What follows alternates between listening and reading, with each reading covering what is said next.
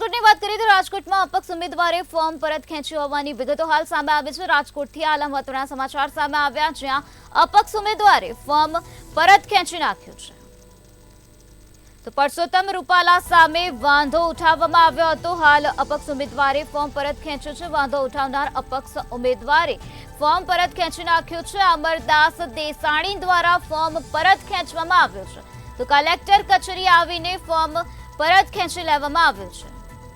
તો રાજકોટથી આ મહત્વના સમાચાર સામે આવ્યા, જ્યાં અપક્ષ ઉમેદવારે ફોર્મ પરત ખેંચી લીધું છે, જ્યાં પરસોત્તમ રૂપાલા સામે વાંધો ઉઠાવવામાં આવ્યો હતો।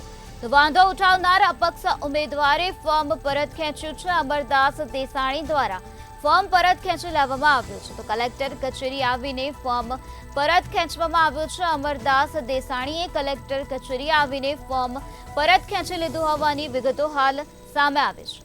તો પરસોત્તમ રૂપાલા સામે વાંધો ઉઠાવવામાં આવ્યો હતો, ત્યારબાદ વાંધો ઉઠાવનારા અપક્ષ ઉમેદવાર અમરદાસ દેસાણીએ ફોર્મ પરત ખેંચી લીધું છે। તેઓ કલેક્ટર કચેરી પહોંચ્યા હતા અને ત્યારબાદ તેઓએ ફોર્મ પરત ખેંચી લીધું છે।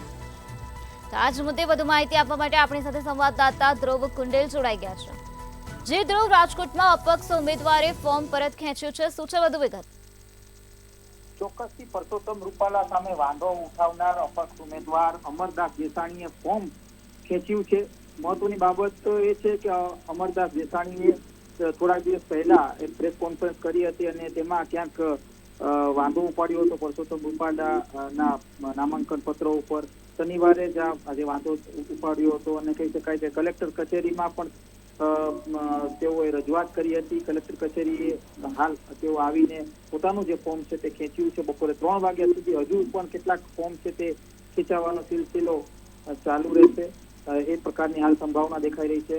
ખાસ તો અમરદાસ દેસાણી છે તેઓએ શનિવારે પત્રકાર પરિષદ કરી અને પરસોત્તમ રૂપાલાનું જે ફોર્મ હતું તેની સામે વાંધો ઉપાડ્યો હતો।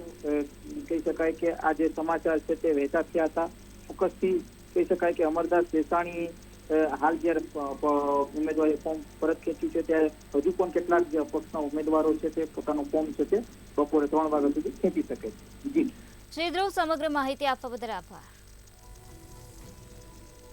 તો જે રીતે અમારા સંવાદદાતાએ જણાવ્યું કે હજુ પણ 3 વાગ્યા સુધીમાં અમુક લોકો ફોર્મ પરત ખેંચી શકે છે। વાંધો ઉઠાવનાર અપક્ષ ઉમેદવારે ફોર્મ પરત ખેંચ્યું છે। રાજકોટથી આ મહત્વના સમાચાર છે, જ્યાં અપક્ષ ઉમેદવારે ફોર્મ પરત ખેંચ્યું છે। પરસોત્તમ રૂપાલા સામે અપક્ષ ઉમેદવારે વાંધો ઉઠાવ્યો હતો। અમરદાસ દેસાણી દ્વારા ફોર્મ પરત ખેંચવામાં આવ્યું છે। તો કલેક્ટર કચેરીને આવીને ફોર્મ પરત ખેંચી લીધું હોવાની વિગતો હાલ સામે આવી છે।